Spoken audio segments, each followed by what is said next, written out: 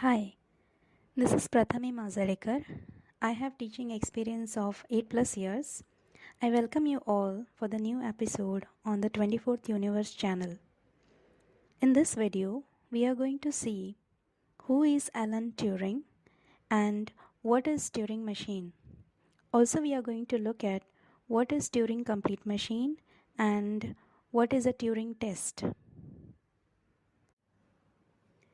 Alan Matheson Turing was born on 23rd June 1912 in London, England. He was a British mathematician, cryptanalyst, and a logician. He majorly contributed to computer science and artificial intelligence. He is sometimes called the father of artificial intelligence.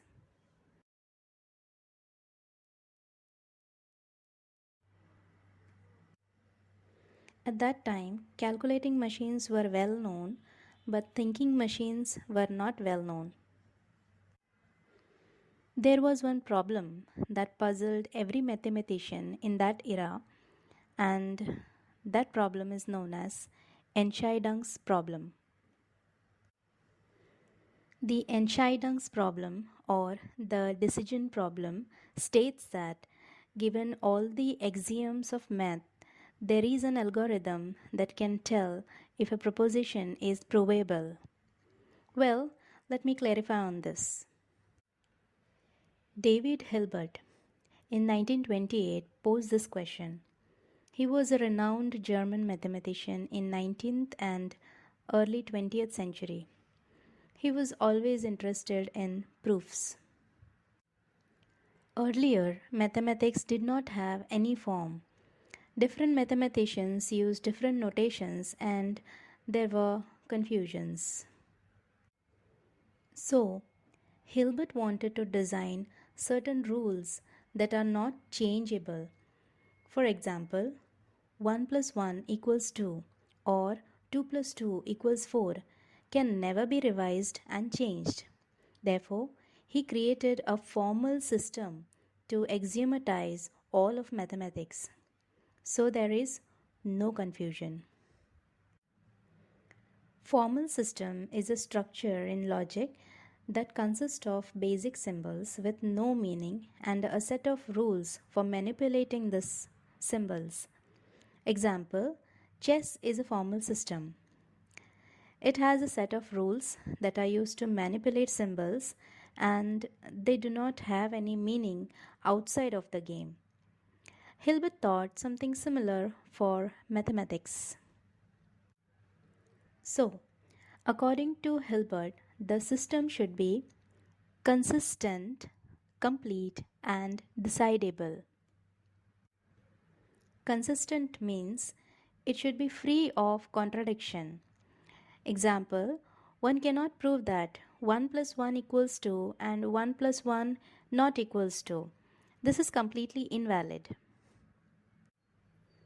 Complete means it should contain all possible true statements which can be proven within the system. Example, Euclidean geometry is complete, that is, it can't be extended to a larger geometry. Decidable means there should exist an effective way to fully calculate an equation. That is, there should be an effective way to always know the truth or falsity of any mathematical statement. Example, consider a statement A plus B equals C. Is there an effective way to always know whether this statement is true or false? Alan was fascinated by the last question, decidability, and started working on it. He started thinking, what is an effective way that will tell us the truth or falsity of any mathematical statement? During that time, an operator, mostly women, would write instructions to the machine in zeros and ones. They would write zeros and ones on a piece of paper according to the instructions from their mind, and when the writing is complete, they would stop. So, Alan defined an effective way is anything that a human computer could do by mindlessly following list of instructions. So, on the basis of this, in 1936, He designed a theoretical model of computation called A machine, also called automatic machine or more widely known as the Turing machine. The Turing machine is an abstract machine that manipulates symbols on a strip of tape according to a table of rules. It is a simple model, but it is capable of implementing any computer algorithm. It is widely used in theoretical computer science and mathematics to study the limits of computation. The basic components of a Turing machine are a tape head, and a set of states. The tape is divided into squares, each of which can contain a symbol from a finite set. The tape head reads and writes symbols on the tape and can move left or right one square at a time. The machine starts in an initial state and transitions between states based on the current state and the symbol read by the tape head and halts the computation. The same, let me elaborate in terms of state transition diagram. Consider an example. To check whether number of zeros and ones are even or not. Okay, now how that can be done by a machine? For that, Alan created an internal states for the machine. Logic here is the machine has to cross off 0 and 1 pair. If it crosses off all the zeros and ones in a tape, then there were even number of zeros and ones, and if it does not, then there were uneven number of zeros and ones. Consider the symbols 0011. The machine starts with the initial state A. Here you can see transition labels are represented with 3 letters such as XXR, OXR, etc. The first symbol or the letter indicates what the machine reads. The second letter indicates what the machine will replace it with, and the third letter indicates which side of the tape the machine has to move. Each transition has arrows that indicate to which states the machine has to move. What happens in state A? If the machine reads a 0, it will replace it with an X, move to the right of the tape and go to state B. If the machine reads a 1, it will replace it with an X, move to the right of the tape and go to state C. If the machine reads an X, it will keep it as it is and stay in the current state, that is A state, that is start state. If the machine reads a blank square, then must have all zeros and ones paired up and therefore it moves to the halt state. What happens in B state? If the machine reads a 0 or an X, it will keep them as it is and move one square right and stay in state B. If the machine reads a 1, it will mark it with an X and go to state D. What happens in C state? If the machine reads a 1 or an X, it will keep them as it is and move one square right and stay in state C.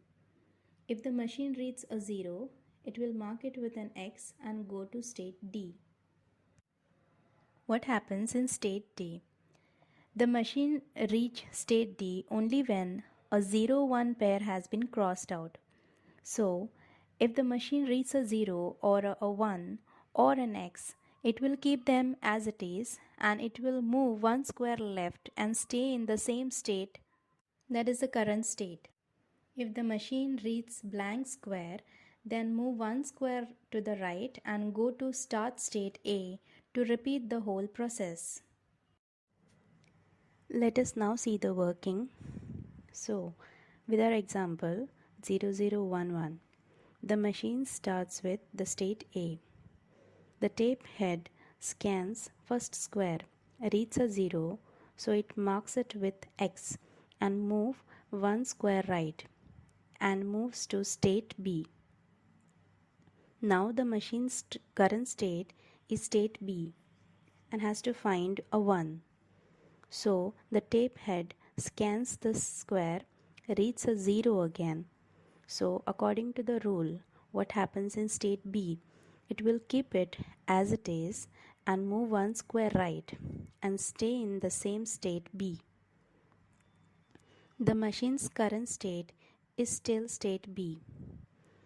The tape head scans the square, reads a 1, mark it with X and move one square left and changes the state to state D. Now the machine is in the state D. The tape head scans the square, reads a 0. So according to the rule, what happens in state D? It will keep it as it is and move one square left and stay in the same state D. The machine is still now in state D. The tape head scans the square, reads an X. So, according to the rule, what happens in state D? It will keep it as it is and move one square left and stay in the same state D. The machine is still in state D. The tape head scans the square, reads a blank square. So, according to the rule, what happens in state D? It will keep it as it is and move one square right and move to state A. And like this, it continues till it scans all zeros and ones. So, after 2 rounds, the machine only reads X's and remains in the start state A. When it reads a blank square, it moves to the halt state. And in this way, Alan created a machine that can take a program, run that program, and show some result. But then he had to create different machines for different programs. So he created a machine that can take any program and run it and called it Universal Turing Machine. And he proved that Turing machine is equivalent to effective way. And also he proved that there is no effective way to know the truth or falsity of mathematical statement. He answered Hilbert's Entscheidungs problem, that is, it is undecidable. Like a real computer program, it is possible for a Turing machine to go into an infinite loop which will never halt. So, he posed a new question. Is there exist an effective way to know that the Turing machine will halt or not regardless of the specific program input given to it? And he called this problem as the halting problem. And he himself answered it and proved that there is no effective way to know that the Turing machine will halt or not. That is, it is undecidable. In the same year, Alonzo Church began his work using lambda calculus to prove that the Entscheidungs problem is unsolvable. Turing found it just before publishing his own paper, and he added an appendix to his paper and showed that lambda calculus is equivalent to Turing machine. It means that anything that can be calculated by a lambda calculus can also be calculated by a Turing machine and vice versa. Turing machines were simple and captivating, and so it was accepted by mathematical community. Alonzo Church became Turing's doctoral advisor, and he was the one who coined the term Turing machine. And they came up with Church-Turing thesis, which says anything computable can be computed by a Turing machine. If the Turing machine cannot compute it, then it is not computable. And this gave birth to computer science. And this computational model Turing machine remains powerful computational model till today. In 1938, World War II, Alan worked in Britain's code-breaking center in Government Code and Cipher School at Bletchley Park. After some time, he was assigned to Hut 8, the section that was responsible for German naval cryptanalysis. There he designed number of techniques for speeding the breaking of German ciphers, that is the Nazi codes, and made improvements to the pre-war Polish bomb method. It was an electromechanical machine designed around October 1938 by a Polish cipher bureau cryptologist Marian Rejewski to break German Enigma machine ciphers. The Enigma machine was a field unit used in World War II by German field agents to encrypt and decrypt messages and communications. This is how the Enigma machine looks. It has a keyboard and a lamp along with the settings, rotors and plug boards. The keys on the keyboard have 26 crisscrossed wires which run through rotors and plug boards several times before going through lamp. The rotor has 3 dials, each with 26 contacts, and that is also crisscrossed. The plug boards make some or all the letters swap by making connections manually. How it works? If you press letter H, a random letter, say C, would illuminate. If the same letter was pressed twice, say C, was pressed twice, each time different letters, say T and then V, would illuminate. So this is the reason why Enigma machine was so strong. This machine also had a flaw, that is, the same letter never illuminated, and because of this flaw, Enigma could be cracked. To make the computations faster, they used some phrases that Germans used repeatedly to quickly adjust to that day's settings so that they could further decrypt messages quickly. These computations were done on a machine called bomb. It was built on a process of elimination. So when the machine stops, what you are left with are the letter settings that are not wrong. Bomb was necessary because, according to Alan, only a machine can defeat another machine. After the war, Alan worked at National Physical Laboratory where he designed the automatic computing engine.